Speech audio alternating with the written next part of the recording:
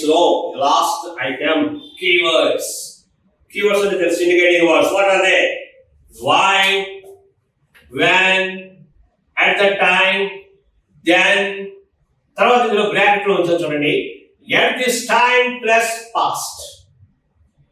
At this time అంటే ఈ సమయానికి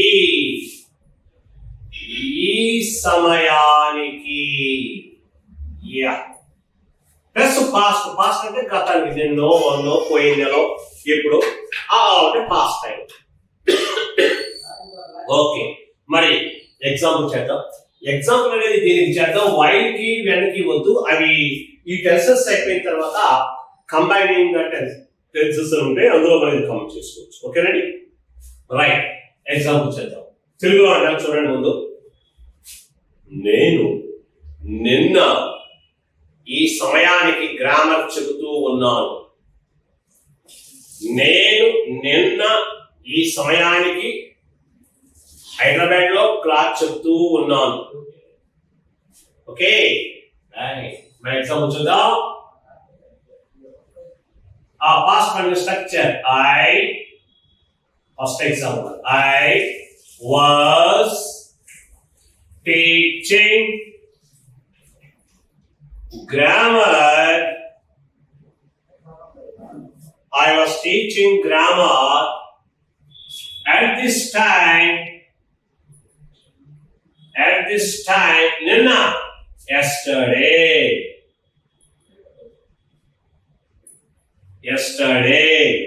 అబ్జర్వ్ చేయండి. ఇందులో at this time, yesterday అనేటువంటిది కీవర్డ్. ఆటోమేటిక్ గా స్ట్రక్చర్ పాస్ట్ కంటిన్యూస్ అంటే ఎలా? I subject, was are were, V1 ing object. Okay, ఇంకో ఎగ్జాంపుల్ చేద్దాం. మరి ఈసారి దే మీద వాళ్ళకి షీ మీద చెప్తాం. సింగులర్ వచ్చేలాగా, లేదా సింగులర్ వాజ్ వచ్చేసింది కాబట్టి వరనే చెప్తాం. ఎలా? వారు లాస్ట్ ఇయర్ ఈ సమయానికి ఆ ఇల్లు కడుతూ ఉన్నారు. దే వర్ అంటే ప్లూరల్ అన్నమాట. They were building the house at this time last year. Yes, at this time last year అనేటువంటి కీవర్డ్ మీతో కూడా పాస్ట్ కంటిన్యూస్. ఓవర్ ఇది పాస్ట్ కంటిన్యూస్. అర్థమైంది అనుకుంటాను. సింపుల్ పాస్ట్ అయింది, పాస్ట్ కంటిన్యూస్ అయింది. నెక్స్ట్ ఇక పాస్ట్ పర్ఫెక్ట్. ఏది నెక్స్ట్ టెన్స్? పాస్ట్ పర్ఫెక్ట్ అయిపోతుంది. పాస్ట్ పర్ఫెక్ట్ గెస్ చేయగలరా? ప్రజెంట్ పర్ఫెక్ట్ అంటే ఏంటి చెప్పుకున్నాం? ప్రజెంట్ పర్ఫెక్ట్ అంటే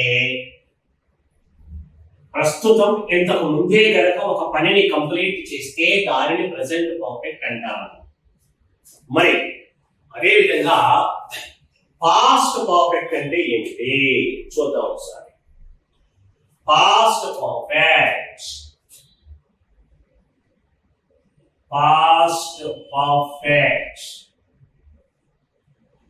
పర్ఫెక్ట్ అంటే ఖచ్చితంగా అయిపోవటం. పాస్ట్ అంటే గతం. అంటే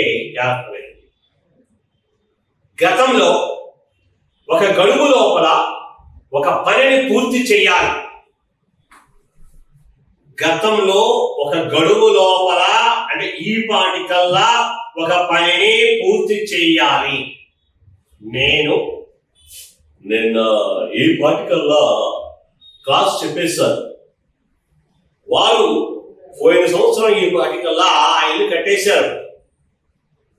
ఆమె పోయిన వారం ఈ పాటికల్లా డ్రెస్ కుట్టేసింది. అంటే పని అయిపోతుంది. ఎప్పుడైపోతుంది? ఒక పర్టికులర్ టైం లోపల అయిపోతుంది. అదే డెఫినేషన్. ఓకే, మరి డెఫినేషన్ ఇంగ్లీష్ లో చూస్తే an action definition an action which had which had completed in past.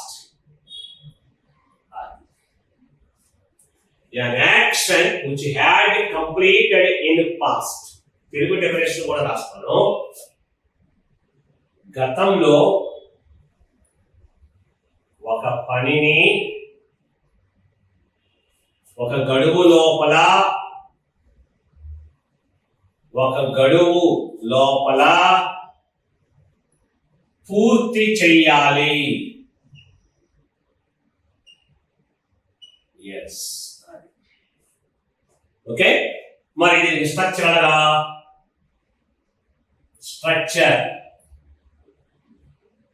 First మనం సబ్జెక్ట్ రాస్తాం, కామన్ అది. తర్వాత ఇది పర్ఫెక్ట్ కాబట్టి హ్యాజ్ ప్రెసెంట్ లో వాడాము, ఇప్పుడు హ్యాడ్ వాడాలి. Had plus V3 plus object. మరి ఇది స్ట్రక్చర్ కాబట్టి ఒక బాక్స్ ని ఎలా చేద్దాం. Okay, subject had V3 object. మరి ఇందులో రూల్స్ ఏమైనా లేదు, ఎందుకంటే సబ్జెక్ట్ అంటే మనకి 8 ఉన్నాయి. ఏంటి 8 చెప్పండి, మనకి వచ్చేసేయాలి. I, we, you, he, she, it, they, any name 8 వచ్చేసాయి. అదే సబ్జెక్ట్స్ అన్నిటికీ హ్యాడే, ఇంకో ఆప్షన్ లేదుగా, హ్యాడే. Next V3 object. మరి ఎగ్జాంపుల్స్, ఆ ఎగ్జాంపుల్స్ కంటే ముందు కీవర్డ్స్ ఇచ్చేద్దామా. స్టేట్మెంట్ ఇచ్చారు, స్టేట్మెంట్స్ కాదు. ముందు ఒక ఎగ్జాంపుల్ రాసి I had prepared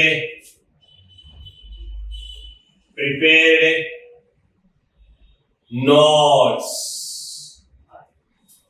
I had prepared notes. According to your structure, the given example is 100% tally. Am I right? Next, statements look at that. Statements 4 ఉంటాయి. Statements. What are the statements? Positive, negative, positive question, negative question. Am I right? మరి number 1 positive రాద్దాం. ఇది మనం ఇందాక వాడే present లో past లో వాడుతున్నాం. ఏమిటది? హీ కండక్టెడ్ ఏ మీటింగ్ అన్నాం కదా, అదే ఇందులో రాద్దాం. ఎలా? He had conducted a meeting. Yeah, it is the positive. He had conducted a meeting. Okay, positive. Structure ప్రకారంగా టాలీ అయిపోయింది చూడండి. మరి నెగిటివ్ ఏంటి? సెకండ్ది నెగిటివ్ ఏంటంటే నాట్ పెట్టుకోవాలి. నాట్ ఎక్కడ పెట్టాలి అంటే ఇచ్చినటువంటి స్టేట్మెంట్ హెల్పింగ్ వర్బ్ ఉంటే దాని తర్వాత పెట్టుకోవాలి. ఒకవేళ హెల్పింగ్ వర్బ్ లేకపోతే డూ ఫార్మ్స్ తెచ్చుకోమన్నాను. ఇందులో ఉందా చూడండి ఒకసారి. He subject, had helping verb, conducted main verb ఉంది కదా, రైట్. సో హ్యాడ్ ఉంది అంటే హీ హ్యాడ్ నాట్, ఇక్కడ రావాలి. He had not conducted a meeting. Yes, ఇది negative. He had not conducted a meeting. Okay. Next, third one. Positive question. Positive question అంటే ఏం చేయాలి? హెల్పింగ్ వర్బ్ ముందు రావాలి. అంటే ఇక్కడ had అనేటువంటి ముందు రావాలి. Had తర్వాత సబ్జెక్ట్ రావాలి. He conducted a meeting. Yes, ఇది పాజిటివ్ క్వశ్చన్. ఓకేనా? Next fourth one negative question. Negative question అంటే హ్యాడ్ తర్వాత నాట్ రావాలి కదా. yes, had not ఎంత మామూలే. he conducted a meeting. Yes, ఇది n. ఇక్కడికి మనకు ఏమయ్యాయి, స్టేట్మెంట్స్ అయిపోయాయి. అంటే మీరు ఇంగ్లీషు ఈ వీడియో చూడంగానే వచ్చేది. మీరు ఏం చేయాలి, 1-2 సార్లు వీడియో చూసిన తర్వాత ఇప్పుడు సపోజ్ నేను స్టేట్మెంట్ సంబంధించి ఒక ఎగ్జాంపుల్ తీసుకుని ఈ 4 రాశాను. మీరేం చేయాలంటే ఆ విధానం అర్థం చేసుకున్నాక ఇటువంటి సెంటెన్స్ మీరు చాలా చేయాలి, ఒక 10-20 చేయాలి. చేస్తే ఆటోమేటిక్ గా అది మైండ్ లో పట్టుకుంటుంది. ఒక్కసారి మైండ్ లోకి వెళ్ళిందంటే పొమ్మన్నా పోదు, అప్పుడు ఎగ్జామ్ ఈజీ అవుతుంది. కానీ చాలా మంది అలా చూసి అలా వదిలేస్తారు తప్ప దాన్ని పట్టుకోవాలి. ఓకేనా? అలా చేయదు దయచేసి. ఎస్, ఇక్కడికి మనకు ఏమైంది, స్టేట్మెంట్స్ అయిపోయింది. ఇంకా మనకి ఇంకేం కావాలి, నీకు ఈ టెన్స్ సంబంధించి రూల్స్ గట్టా ఏమీ లేవు, ఇంకా కీవర్డ్స్ ఉన్నాయి. ఏంటవి? కీవర్డ్స్. ఓకే, కీవర్డ్స్ ఏమిటంటే చూడండి, ఇవి కూడా తక్కువే ఉంటాయి. Before, after, by this time plus past, అవి కీవర్డ్స్. బిఫోర్ అంటే ముందే, అప్పటికే. ఆఫ్టర్ అంటే తరువాత. యాక్చువల్గా ప్రిపోజిషన్స్ అవి. ఓకేనా? మరి బై దిస్ టైం అంటే ఏంటి? ఈ పాటికల్లా, ఈ సమయానికల్లా, ఎలాగైనా వచ్చు. ఈ సమయానికల్లా, ఇప్పుడు గతం. ఓకేనండి? నేను నిన్న ఈ సమయానికల్లా గ్రామర్ పూర్తి చేసేసాను అంటాం కదా, అలాంటప్పుడు బై దిస్ టైం అంటాం. అదే నీకు పాస్ట్, దీని ముందు తెలుసు, పాస్ట్ కంటిన్యూస్ ఏమన్నాడు? ఎట్ దిస్ టైం అన్నాడు. ఎట్ దిస్ టైం అన్నాడు, ఈ సమయానికి. ఈ సమయానికి, ఇది ఈ సమయానికల్లా, బై దిస్ టైం. ఇవి కీవర్డ్స్ 3 ఉన్నాయి. అయితే బిఫోర్ ని, ఆఫ్టర్ ని, దీని తర్వాత కంబైనింగ్ గా టెన్సెస్ చెప్తాము, అందులో కవర్ అవుతాయి. ఓకేనండి? ఇందాకంటే పాస్ట్ కంటిన్యూస్ కూడా వెన్, వైల్, అలాంటి. ఓకే, మరి ఎగ్జాంపుల్స్ ఒక 2 or 3 చేద్దాం. ఓకే, ఫస్ట్ ఆయన ఇచ్చేద్దాం. ఏమంటాను? ముందు తెలుగులో అని అప్పుడు ఎగ్జాంపుల్ రాస్తాను. నేను నిన్న ఈ సమయానికల్లా, ఈ పాటికల్లా గ్రామర్ చెప్పటం అయిపోయింది, పూర్తి చేసేస్తాను. అప్పుడేమంటాను? Structure follow. I subject, I had, అన్నిటికీ హ్యాడ్ కదా. I had taught, teach, taught, taught కదా. ఆ టాట్, ఐ హ్యాడ్ టాట్. ఏంటది? English grammar. English grammar. By this time, by this time yesterday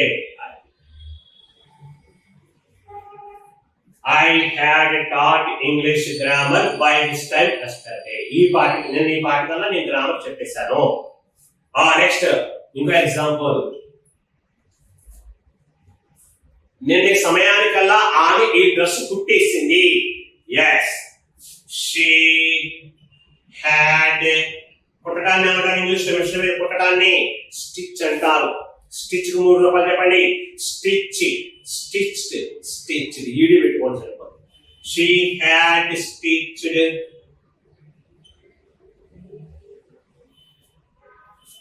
she had stitched the dress by this time yesterday. ఇది past perfect కి సంబంధించి. అర్థమైనప్పుడు ఏం నేర్చుకున్నారు మీరు? Past perfect అంటే డెఫినేషన్ నేర్చుకున్నారు, ప్రతి టెన్స్ కి రావాలి మరి. డెఫినేషన్ నేర్చుకున్నారు, స్ట్రక్చర్ వచ్చింది, ఎగ్జాంపుల్ ఇచ్చాము, ఇదిగో స్టేట్మెంట్స్ ఇచ్చాము, ఇదిగో కీవర్డ్స్ ఇచ్చాము, ఇదిగో ఎగ్జాంపుల్స్ ఇచ్చాము. ఇప్పుడు అంటే మరి ఎగ్జాంపుల్స్ అంటే అంతకుమించి ఎక్కువ ఇవ్వలే. మరి నెంబర్ ఆఫ్ ప్రాక్టీస్ మీరు చేసుకోవాలి, మీరే సబ్జెక్ట్స్ ని క్రియేట్ చేసుకొని వెర్బ్స్ కూడా క్రియేట్ చేసుకొని నెంబర్ ఆఫ్ ప్రాక్టీస్ చేయాలి. ఎందుకంటే టెన్సెస్ అనేది చాలా ఇంపార్టెంట్ అన్నమాట. ఓకే, ఇక్కడికి పాస్ట్ పర్ఫెక్ట్ అయిపోయింది. ఇక నెక్స్ట్ మనకి ఏం కావాలి? పాస్ట్ టెన్స్ లో లాస్ట్ ది చెప్పండి. 4 ఏంటి? Past perfect continuous tense, past perfect continuous, past perfect continuous tense అన్నమాట. పాస్ట్ పర్ఫెక్ట్ కంటిన్యూస్ అన్నమాట. అంటే దీంతో మనకు 8 టెన్సులు అవుతాయి. అర్థమైందా? 8 టెన్సులు అవుతాయి. ఎలాగో చూద్దాం. ఇగో past perfect continuous, continuous. Okay, past perfect continuous. ఏంటి పాస్ట్ పర్ఫెక్ట్ కంటిన్యూస్ అంటే? ప్రెసెంట్ పర్ఫెక్ట్ కంటిన్యూస్ అయింది కదా, డెఫినేషన్ చెప్పగలరా? ప్రెసెంట్ పర్ఫెక్ట్ కంటిన్యూస్ ఏదైనా ఒక పనిని గతంలో మొదలుపెట్టి ప్రస్తుతానికి కూడా కొనసాగిస్తూ ఉండాలి. రైట్? అంటే గతంలో మొదలైంది ప్రజెంట్ ప్రస్తుతానికి కూడా కొనసాగిస్తూ ఉంది. మరి ఇదే విధంగా పాస్ట్ పర్ఫెక్ట్ కంటిన్యూస్ అంటే ఏదైనా ఒక పని గతంలోనే మొదలవుతుంది, మొదలై అది గతంలోనే జరుగుతూ ఉండాలి కొంతకాలం వరకు. ప్రజెంట్ రాకూడదు, వస్తే టెన్స్ మారిపోద్ది. ప్రజెంట్ రాకూడదు. అర్థమైంది కదా? ఓకే, ఎలాగంటే ఇప్పుడు ఒక ఎగ్జాంపుల్ ఇస్తాను చూడండి. నేను ఇంగ్లీష్ గ్రామర్ని పోయిన సోమవారం మొదలుపెట్టి నిన్నటి వరకు చెప్తూనే ఉన్నాను. నిన్నటి వరకు చెప్తూనే ఉన్నాను. ప్రజెంట్ రాలా, మొదలెట్టింది గతమే, కొనసాగింది గతమే. ఎస్, మరి డెఫినేషన్ అనమాట. ఏదైనా ఒక పనిని గతంలో మొదలుపెట్టి గతంలోనే కొంతకాలం వరకు ఆ పనిని చేస్తూ ఉండాలి. ఓకే, తెలుగు కూడా జాగ్రత్త. మరి ఇంగ్లీష్ డెఫినేషన్ రాస్తాను. Definition: an action which was started in past,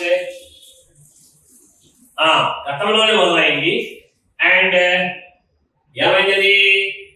it had been continuing అనొచ్చు, లేదా గోయింగ్ ఆన్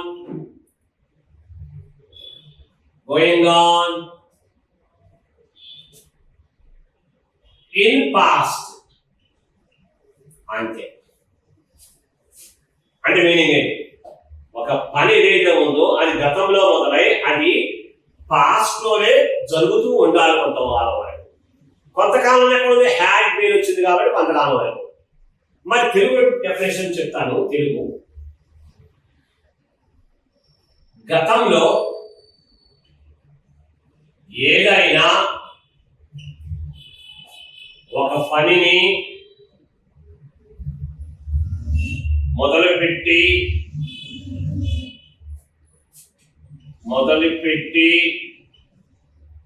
గతంలోనే ఆ పనిని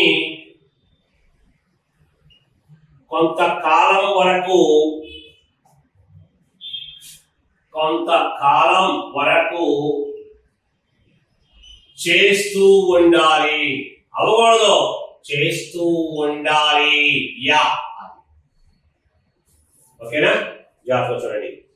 గతంలో ఏదైనా ఒక పనిని మొదలుపెట్టి గతంలోనే ఆ పనిని కొంతకాలం వరకు చేస్తూ ఉండాలి. ఆగకూడదు. అలానే ప్రెసెంట్కి రాకూడదు. వస్తే ప్రజెంట్ పర్ఫెక్ట్ కంటిన్యూస్ అయిపోతుంది. మరి స్ట్రక్చర్ తెలుసు కదా. ఫస్ట్ ఏం చేయాలో సబ్జెక్ట్ చెప్పండి, సబ్జెక్ట్. మరి పర్ఫెక్ట్ కాబట్టి హ్యాడ్, ఇంకేముండదు. తర్వాత కంటిన్యూస్ కాబట్టి బీన్, ఆ తర్వాత V1 కి ING రావాలి, ప్లస్ ఆబ్జెక్ట్ రావాలి. మరి ఇది స్ట్రక్చర్ కాబట్టి ఒక బాక్స్ ని అలాట్ చేద్దాం, సపరేట్ గా తెలుస్తుంది. ఓకే, మరి దీనికి కీవర్డ్స్ లేవండి. స్ట్రక్చర్ ఓకే, ఎగ్జాంపుల్ చేద్దాం. కీవర్డ్స్ లేవు, స్టేట్మెంట్స్ కూడా లేవు. ఎందుకంటే దీన్ని ఎక్కువగా స్పోకెన్ లో వాడతాం, కమ్యూనికేటివ్ గ్రామర్ లో వాడతాం. రిటన్ గ్రామర్ వాడడం, కాంపిటేటివ్ గ్రామర్ లో వాడడం. రైట్, మరి ఎగ్జాంపుల్ చేద్దాం, సరిపోతుంది, ప్లేస్ అయిపోతుంది ఇక్కడికి. వారు పోయిన సంవత్సరం అంతా కాంపిటేటివ్ ఎగ్జామ్స్ కి ప్రిపేర్ అవుతూనే ఉన్నారు. అంటే వాళ్ళు ఎప్పుడో మొదలు పెట్టారండి, లాస్ట్ ఇయర్ వరకు చేస్తూనే ఉన్నారండి, ఇప్పుడు ప్రజెంట్ రాలేదు. ఎగ్జాంపుల్, దే ఒక ఎగ్జాంపుల్, had been preparing దేని కొరకు? కాంపిటేటివ్ ఎగ్జామ్స్ కొరకు. ఫర్ రావాలి, ఫర్ అంటే కొరకు అని. They had been preparing for competitive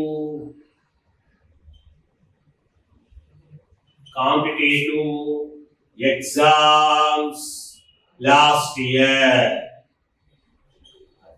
అంతా వాళ్ళు ప్రిపేర్ అవుతున్నారు అని చెప్తున్నారు. ఎస్, ఈ ఎగ్జాంపుల్. ఓకేనండి.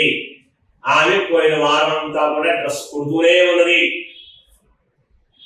షీ హ్యాడ్ బీన్, మొత్తాన్ని ఏమంటారు? స్టిచింగ్ అన్నావు.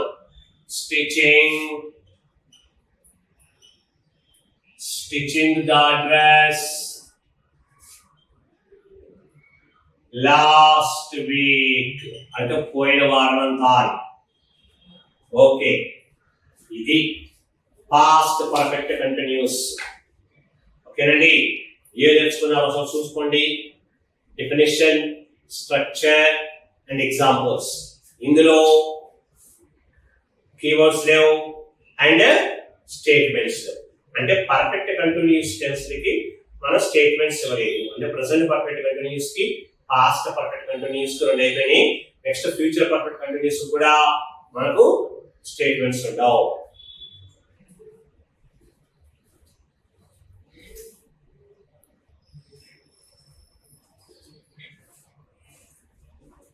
ఓకే మై స్టూడెంట్స్, ఇప్పుడు మనం లాస్ట్ టెన్సెస్ లాస్ట్ వచ్చేసాం. 8 టెన్స్ కంప్లీట్ చేస్తాం. ఇది 9వది సింపుల్ ఫ్యూచర్. అంటే ఫ్యూచర్ లో 4 ఉంటాయి కదా. Simple future, future continuous, future perfect continuous. Yeah, మరి సింపుల్ ఫ్యూచర్ అంటే ఏంటి? సింపుల్ వచ్చింది కాబట్టి సాధారణం. అలాగే సింపుల్ ప్రెసెంట్ లోకి వెళ్ళండి ఒకసారి. సాధారణంగా ప్రస్తుతం జరుగుతున్న పనులు. సింపుల్ పాస్ట్ లోకి వెళ్ళండి, సాధారణంగా గతంలో జరిగిపోయిన పనులు. మరి సింపుల్ ఫ్యూచర్ చెప్పండి, సాధారణంగా భవిష్యత్తులో జరగబోయే పనులు. సాధారణంగా భవిష్యత్తులో జరగబోయే పనులు. ఎస్, అంటే ఇంగ్లీష్ లో అనొచ్చు an action which will take place in future. An action, definition రాస్తున్నాను. An action which will take place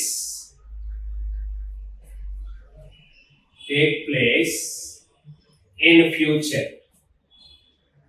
అది అంటే సాధారణంగా గతంలో జరగబోయే. చూడండి, which will take place అంటే జరగబోయే అన్న మీనింగ్ అన్నమాట. ఓకేనా? మరి ఇదే నీకు డెఫినేషన్ తెలుగులో చెప్తాను. సాధారణంగా భవిష్యత్తులో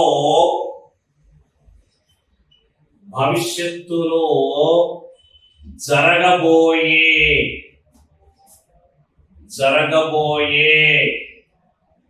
పనులు. సాధారణంగా భవిష్యత్తులో జరగబోయే పనులు. డెఫినేషన్ అంటే మరి నీకు స్ట్రక్చర్ కావాలి కదా. మరి స్ట్రక్చర్ చూడండి. Structure, first of all we write subject. మరి ఫ్యూచర్ కాబట్టి విల్ లేదా షల్ వాడాల్సి ఉంటుంది. కొత్తగా వచ్చినాయి చూడండి, విల్ ఆర్ షల్. అండ్ తర్వాత ఏం చేయాలి? V1 మాత్రమే రాయాలి, ఆ తర్వాత ఆబ్జెక్ట్ చేయాలి. జాగ్రత్త.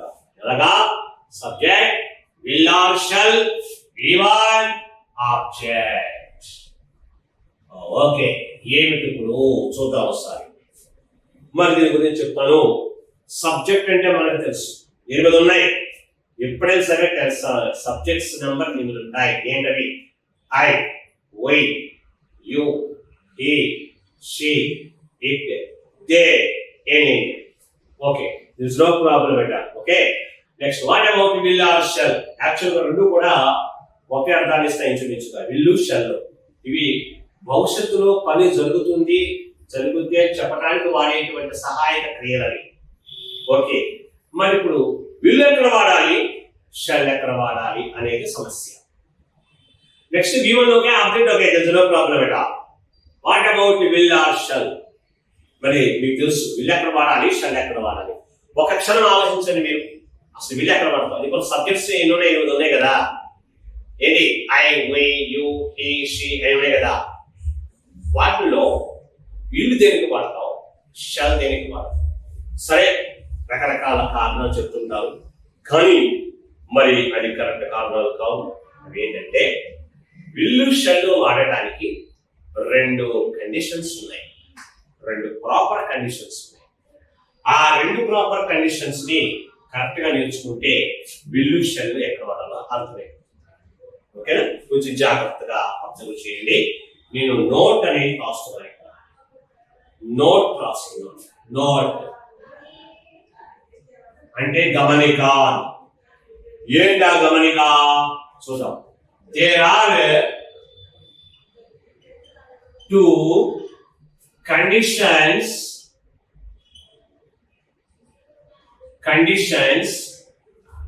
to use will or shall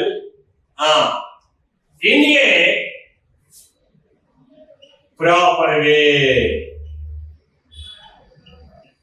In a proper way. ఒక్కసారి చూడండి, దాని మీనింగ్ ఏంటో ఒకసారి చూడండి. There are two conditions to use will or shall in a proper way. అంటే will ని shall ని అండర్లైన్ చేస్తారు. will ని shall ని ప్రాపర్ వేలో అంటే ఖచ్చితమైనటువంటి రీతిలో వాడాలంటే రెండు కండిషన్స్ ఉన్నాయి. మరి ఆ కండిషన్స్ ఏంటి, what are they? The first one is ordinary condition. Ordinary condition అదొకటి. And second one special condition. Special condition. Yeah, అర్థమైందా? Ordinary condition and special condition. Okay, ఈ రెండు కండిషన్లు నేర్చుకోవాలి. నేర్చుకుంటేనే నీకు ఒక అవగాహన వస్తుంది. ఓకే, ఇప్పుడు నేనేం చెబుతున్నానంటే ఆర్డినరీ కండిషన్ గురించి చెప్తాను. ఓకేనా, మరి చూడండి, ఇది సెకండ్ వన్ చెప్పేస్తాను.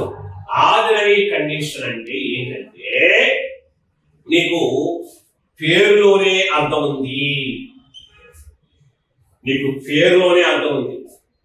ఏమిటది చూద్దాం ఒకసారి, ఇంకా క్లియర్ గా రాద్దాం. ఎగ్జాంపుల్స్ కూడా నీకు సరిపోవాలి కదా, అందుకని పైన రాస్తాను. స్ట్రక్చర్ జాగ్రత్తగా చూసుకోండి. స్ట్రక్చర్ అరేంజ్ చేయట్లేదు నేను. ఫస్ట్ ఏంటి, ordinary condition. Ordinary condition, yes. మరి ఈ ఆర్డినరీ అంటే ఏంటి? సాధారణ. There is no speciality. ఎక్స్ట్రాడనరీగా ఉండదు అంటే సాధారణంగా ఉంటుంది. అంటే ఇందులో మనం భవిష్యత్తులో చేయబోయే పనులకి 100% ఖచ్చితత్వం ఉండదు. There is no 100% guarantee in future actions. ఓకేనా, ఆ మాట రాస్తాను. There is no 100% guarantee. Okay, 100% guarantee. మొత్తం క్లియర్గా అర్థం అవ్వాలి అంటే మొత్తం తెలుగులో ఇచ్చారు. దీని యందు భవిష్యత్తులో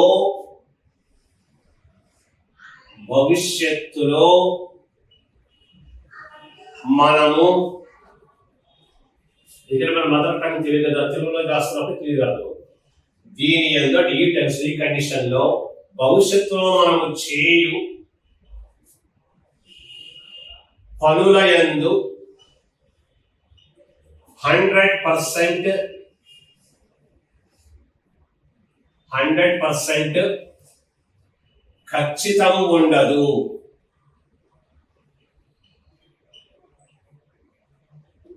100% ఖచ్చితం ఉండదు అంటే 100% జరగదన్నమాట. There is no 100% guarantee in future actions, especially in this condition, ordinary condition. మరి దీనికి మనం ఎట్లా వాడతాం అంటే సబ్జెక్ట్స్ రాస్తారు. ఎలా అంటే ఇది రోమన్ 1 అంటారు, ఇప్పుడు మామూలు 1 అన్నమాట. ఎలాగో చూడండి ఒకసారి. ఇందులో సబ్జెక్ట్స్ మనకి ఐకి ఓయికి మనం షెల్ వాడాలి. ఐకి ఓయికి షెల్ మాత్రమే వాడాలి, విల్లు వాడకూడదు ఈ కండిషన్ లో. ఇకపోతే రిమైనింగ్ ఈ 2 కాకుండా మొత్తం 8 సబ్జెక్టులు ఉన్నాయి కదా, ఈ 2 కాకుండా మిగతా 6 ఉన్నాయి. ఏంటవి?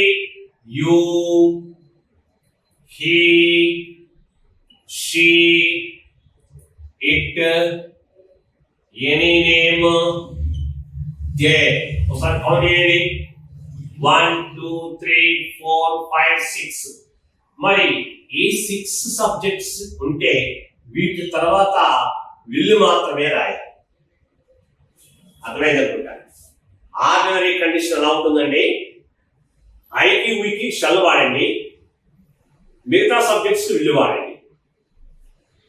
ఎందుకు వాడతారు అలాగా అంటే దీని యొక్క రూల్ ఏంటంటే భవిష్యత్తులో మనం చేసేటువంటి పనులకి 100% జరగచ్చు, జరగకపోవచ్చు.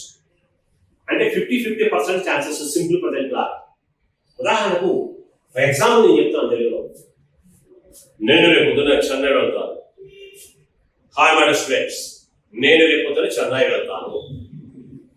చెన్నై వెళ్తాను అంటే ఏమో రేపు పొద్దున వాతావరణం కాకుండా పోవచ్చు, ఆ టైంకి అమౌంట్ అందకపోవచ్చు, లేదా సర్కమ్స్టాన్సెస్ కాక ఏదో ఒక పరిస్థితి బ్యాడ్ రావచ్చు, అప్పుడు నేను ఆగిపోవచ్చు, లేదా వెళ్ళవచ్చు. ఇటు జరగచ్చు, అటు జరగచ్చు. అది నా పరిస్థితి బట్టి డిపెండ్ అయ్యి ఉంటుంది. ఎదుటి వాడికి తెలియదు. అలాంటప్పుడు ఏం చేస్తానంటే ఐ తర్వాత షల్ వాడేస్తాను. స్ట్రక్చర్ చూడు. ఐ షల్ వాడాలి. Shall go to Chennai tomorrow. I shall go to Chennai tomorrow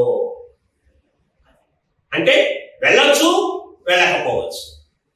అలాంటి సిచ్యువేషన్ లో మాత్రమే నార్మల్ కండిషన్, ఆర్డినరీ కండిషన్ అది. ఓకేనా? అట్లాగన్నమాట. మరి మిగతాడికి విల్ వాడండి. You will give some money, లేదా he will teach a lesson. She will, she shall అనకూడదు, షీ విల్ లెక్క ప్రకారంగా విల్లే. She will stitch the dress tomorrow. అట్లాగన్నమాట. మరి దీనికి సంబంధించి ఎగ్జాంపుల్స్ కొన్ని ఇస్తాను.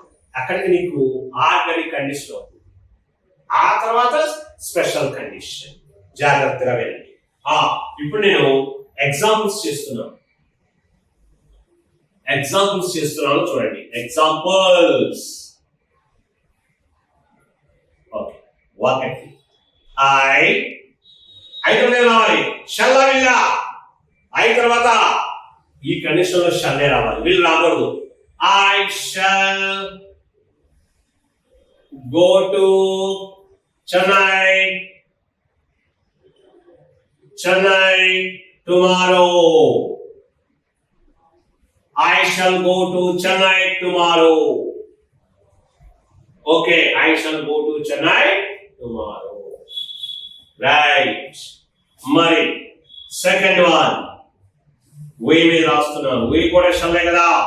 We shall prepare. We వల్లే వాడాలి. Prepare notes. We shall prepare notes. అంటే మేము notes prepare చేయబోతాం.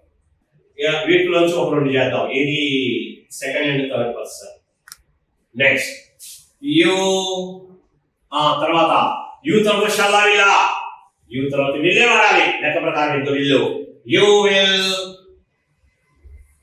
write a letter. Next, fourth example. చూడండి. ఈసారి ఏదాం షీ వెళ్దామా లేదా హీ తర్వాత he will teach grammar. He అయిపోయింది. నెక్స్ట్ she రాదా she will stitch the dress. చూసారా she will లాస్ట్ కి దే రాద్దాం దే